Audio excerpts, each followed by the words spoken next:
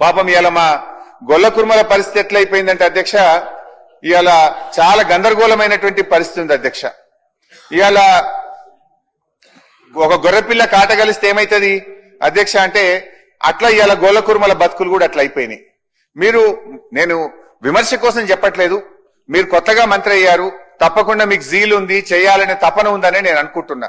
సమస్యల్లో బడ్జెట్ రావట్లేదు, మీకు ఫైనాన్స్ డిపార్ట్మెంట్ ఫండ్స్ రావట్లేదని నేను ఫీల్ అవుతా ఉన్నా.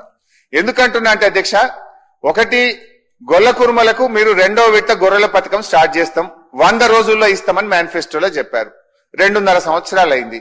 అది కూడా 2 లక్షలు డైరెక్ట్ గా నగదు బదిలీ చేస్తాం యాదవులకు అన్నారు. మరి ఆ నగదు బదిలీ ఎప్పుడు చేస్తారు, 2వ విడత గొర్రెల పథకం ఎప్పుడు ఇస్తారు అనేది ఒక స్పష్టం చేయండి.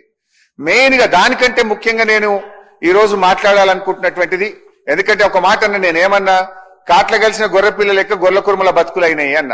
ఎందుకు ఈ మాట అన్నా అంటే, ఇవాళ గతంలో బీఆర్ఎస్ ప్రభుత్వం ఉన్నప్పుడు మేము ప్రతి 4 నెలలకు నట్టల మందేస్తోళ్ళం. ఇప్పుడు మీ ప్రభుత్వం వచ్చిన తర్వాత 28 నెలలు అయింది.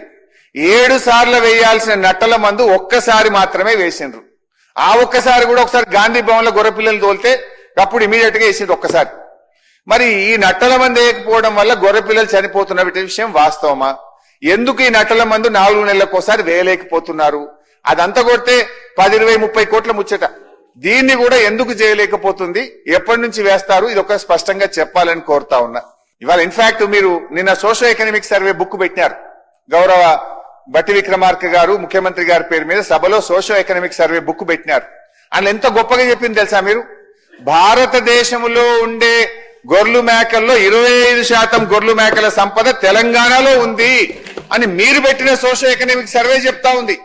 అది గత ప్రభుత్వ విధానాల వల్ల, మేము స్కీమ్ ఇవ్వడం వల్ల. This is not my report, this is your report.